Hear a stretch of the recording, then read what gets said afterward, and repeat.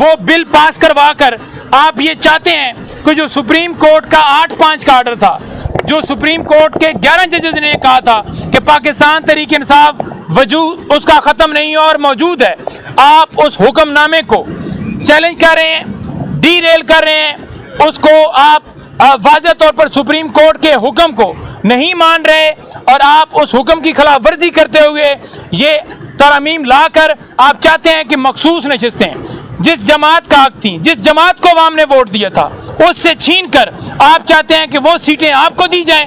شرم کی بات ہے, پہلے آپ نے ڈاکہ ڈالا فارم 47 کے تحت, پھر آپ نے مخصوص نشستوں کے لیے آپ کٹورا لے کر گئے, اور اب جب سپریم کورٹ کو آپ کہتے تھے کہ وہ فیصلہ دیں اور ہم عمل کریں گے, اب سپریم کورٹ نے فیصلہ دیا ہے اور آپ جو ہیں وہ بھاگ رہے ہیں سپریم کورٹ کے فیصلے سے اور چاہتے ہیں کہ آئین کو اپنے مطابق آپ چلائیں.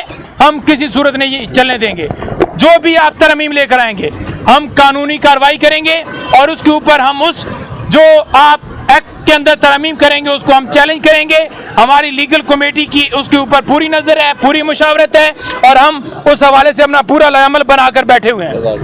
آخر میں سوشل میڈیا کے ہمارے ایکٹیوسٹ, ہمارے ایم این ایز, ہمارے جتنے سوشل میڈیا چلانے والے یا کوئی نہیں چلانے والے, ان کو اغوا کیا گیا ہے. آج تک کسی عدالت میں پیش نہیں کیا گیا. عدالت نے 12 کہا کہ پیش کیا جائے. کون ہے اغوا کرنے والا؟ کون ہے جو ایم این ایز کو کال کرتا ہے؟ ایک ہمارے ایم این اے نے کہا کہ مجھے کال آئی. ہم نے پوچھا کہ کیا کال آئی؟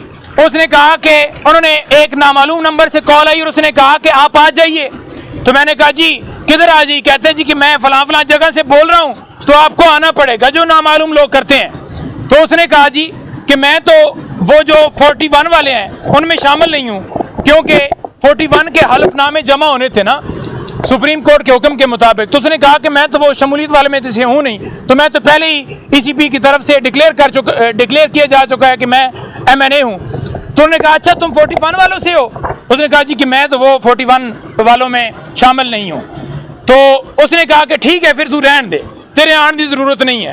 لہٰذا اس نے اسے کہا کہ ٹھیک ہے تو نہ, یہ تو ہم نے 39 والوں کو ہم نے اٹھانا ہے اور اس کو ان کو کرنا ہے, ہم نے تو ان کو تھریٹ کرنا ہے. تو اس طرح سے ہمارے لوگوں کو تھریٹس کیے جا رہے ہیں. حاجی امتیاز کو مقابلے میں جو منڈی باولدین سے ہم نے ایک مقابلے میں اس چھین کر نامعلوم جگہ پر لے گئے ہیں. ہم کسی صورت یہ نہیں ہونے دیں گے, اور آپ یہ سمجھیں کہ ہم پیچھے ہٹ جائیں یا ہم اپنے موقف سے پیچھے ہٹ جائیں, یا آپ سمجھیں کہ ہم بات نہ کریں گے.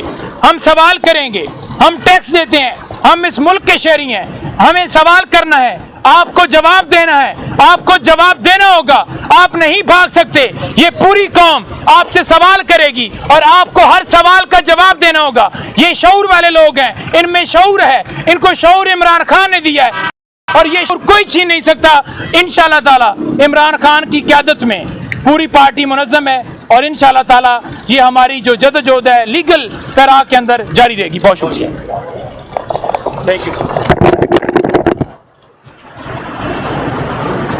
آج ایک دن مختص کیا گیا ہے ملاقات کے حوالے سے کہ پولیٹیکل لوگ یا فیملی یا وکلاء جو ہیں آج مل سکتے ہیں, تو اس حوالے سے آج ملاقات کا دن تھا. تو میں آپ کو بتانا چاہوں کہ بشرا بی بی صاحبہ, ان کو میں نے بتایا کہ ایک آج اسلام آباد ہائی کورٹ کے اندر چیف جسٹس عامر فاروق صاحب کے پاس کیس نہیں لگا آپ کا, اور ان سے کیس جو ہے وہ ٹرانسفر ہو کر کسی اور عدالت میں گیا ہے.